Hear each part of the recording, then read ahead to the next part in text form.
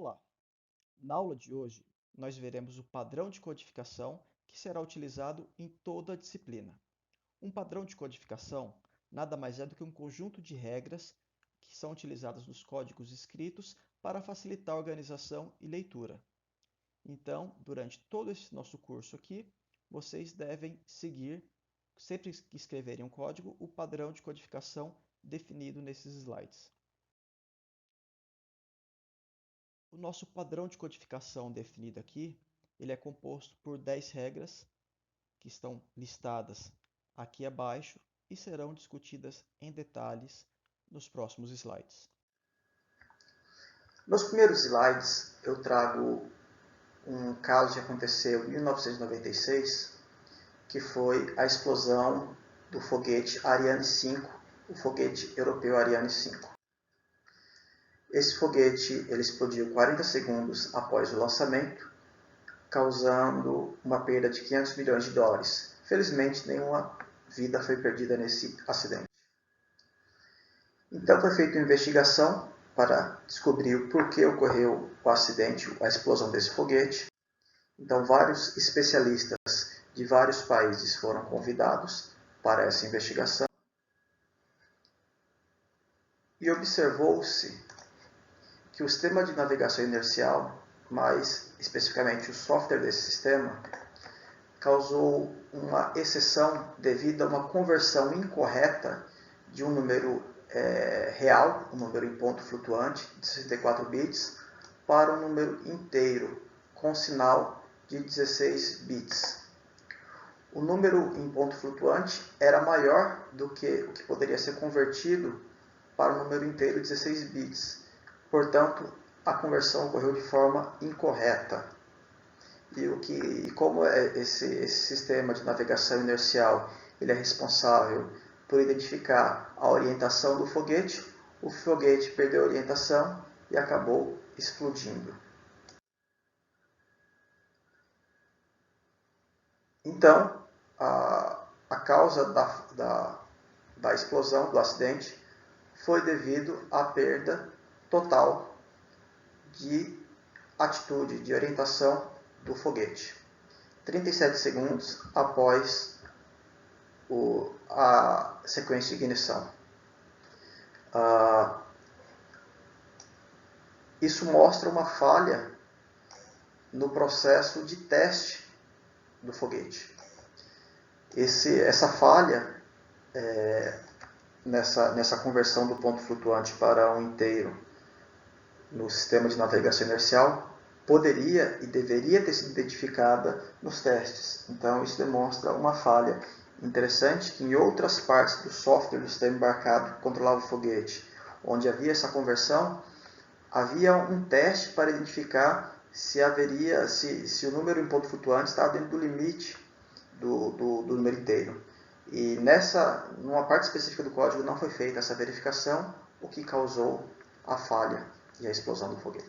Uma das formas de evitar com que ocorram falhas nos softwares, além dos testes mais rigorosos do sistema desenvolvido, é aplicar um padrão de codificação, que nada mais é do que a utilização de um conjunto de regras que são aplicadas no código-fonte desenvolvido.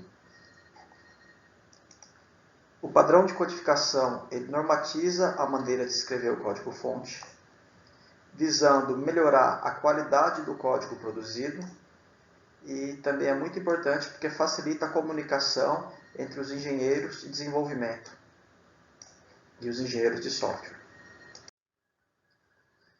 Em nossa disciplina, Projeto de Sistemas Embarcados, nós utilizaremos 10 regras num padrão de codificação. A regra 1 define como são os nomes dos arquivos, a regra 2 o cabeçalho dos arquivos fontes, a regra 3 o conteúdo dos arquivos com extensão .c, a regra 4 o conteúdo dos arquivos com extensão .h, a regra 5 define como devem ser feitos comentários nos códigos, a regra 6 define como devem ser os nomes das variáveis, a regra 7 como devem ser os nomes das funções desenvolvidas no código, a regra 8 como descrever essas funções com comentários, a regra 9 sobre a indentação do código e a regra 10 sobre nomes de constantes. Regra 1. Ela dispõe sobre os nomes dos arquivos. Essa regra é muito simples, ela não impõe nenhuma restrição ao nome que deve ser dos arquivos, com exceção de definir as extensões. Os arquivos fontes em código C devem ter a extensão .c, os arquivos de cabeçalho devem ter a extensão .h, e os arquivos de código fonte em assembly, caso sejam necessários, devem utilizar a extensão .s. Os cabeçalhos de arquivos. Regra 2. Todos os arquivos, tanto os .c quanto .h quanto os em assembly.s, deverão ser iniciados por um bloco de comentário contendo o nome do arquivo, uma breve descrição da funcionalidade do arquivo, o nome do autor ou dos autores, a data de criação e a data da última revisão, certo? Esse cabeçalho pode ser em português ou em inglês, como vocês preferirem. Aqui abaixo, no exemplo, é apresentado um cabeçalho de um arquivo .c. Regra número 3. Conteúdo dos arquivos .c.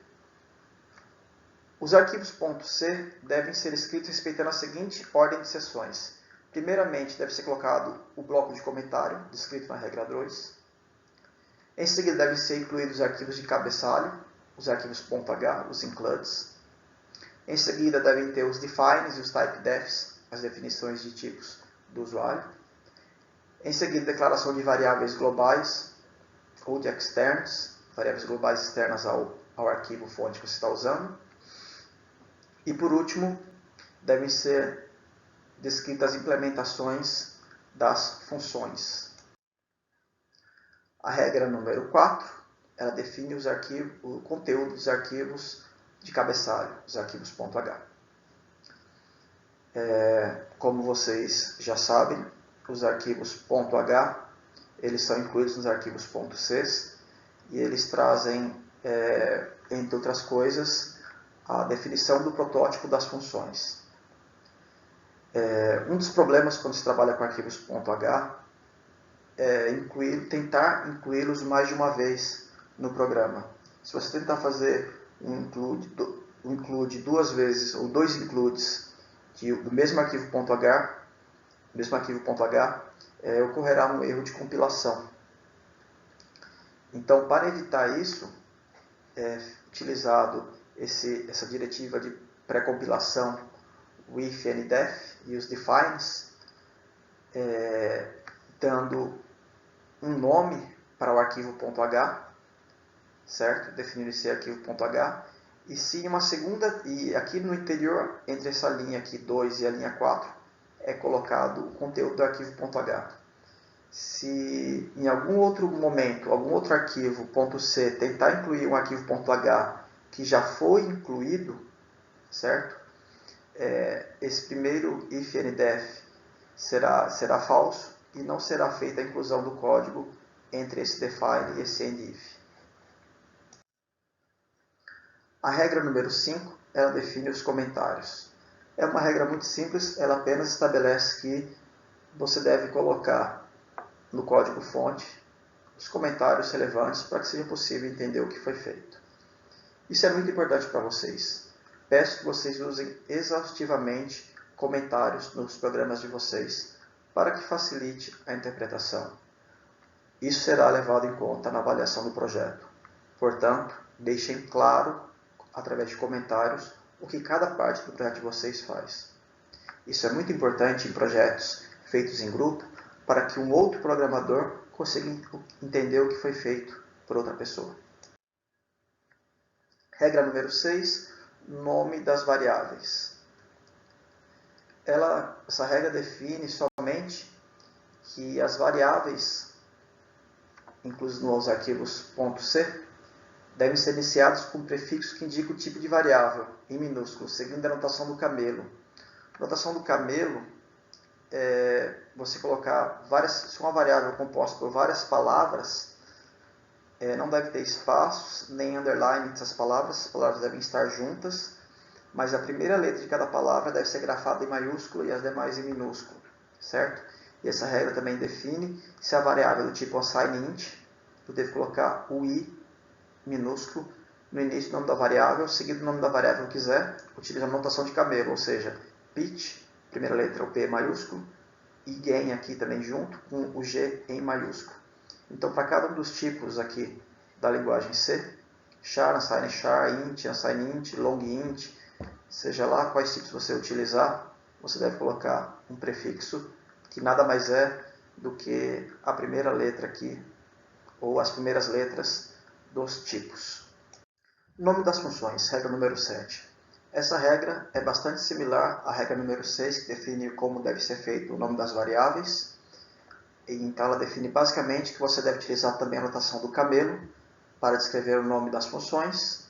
E no começo, na descrição da função, ela deve começar por um verbo, como pode ser visto aqui no exemplo, certo? É muito comum utilizar o verbo get para se obter alguma informação de alguma função. Geralmente as funções get têm algum retorno. Função set para configurar alguma coisa. Não necessariamente ela tem um retorno, mas geralmente ela tem parâmetros enviados na função. E a função compute, que pode ser utilizado, por exemplo, ou um outro nome qualquer, como computar, que vai fazer algum cálculo e, nesse caso, não está claro aqui se vai ou não ter algum retorno. Regra número 8. Descrição de métodos e funções. Essa regra determina que todas as funções devem ser precedidas de um comentário, de um cabeçalho, que é um conjunto de comentário, descrevendo algumas informações, como nome da função, uma breve descrição da função, os parâmetros de entrada, se houverem, no caso aqui, o parâmetro de entrada é esse parâmetro aqui, e os parâmetros de saída, caso hajam, como nesse caso aqui não tem nenhum retorno, o parâmetro é void. A regra 9, indentação, define o padrão de indentação que vocês devem usar no código de vocês. Indentação, para aqueles que não sabem, é o recuo entre um nível de código e o nível mais interno. Nos códigos que vocês fizerem, vocês devem utilizar um recuo com 3 ou 4 espaços, de um nível até o nível mais interno. E vocês não devem utilizar tabulações. Por que não utilizar tabulações?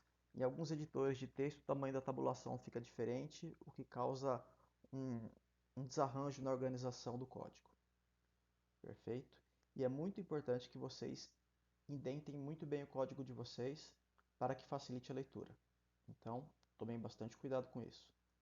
Por fim, a regra 10 define que constantes definidas devem ser gravadas completamente em letra maiúscula. Isso é muito importante para que quando essas constantes forem utilizadas no código, seja fácil identificá-las como constantes.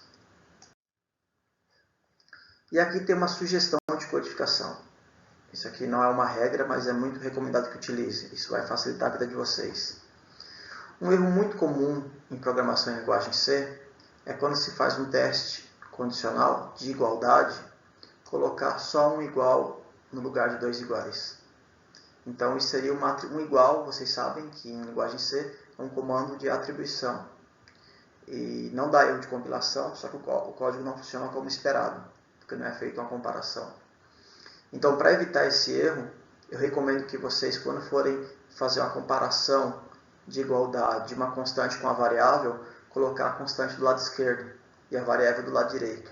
Pois, se nesse caso vocês se confundirem e colocarem somente um igual, ocorrerá um erro de compilação que será facilmente identificado por vocês. Então, todas essas 10 regras apresentadas anteriormente do nosso padrão de codificação devem ser rigorosamente aplicadas no projeto de vocês. Qualquer descumprimento de aplicação dessas regras, ou aplicação errada, ou aplicação deficiente, causará desconto na nota de vocês do projeto. Então é isso. Agradeço a atenção de todos e desejo bons estudos.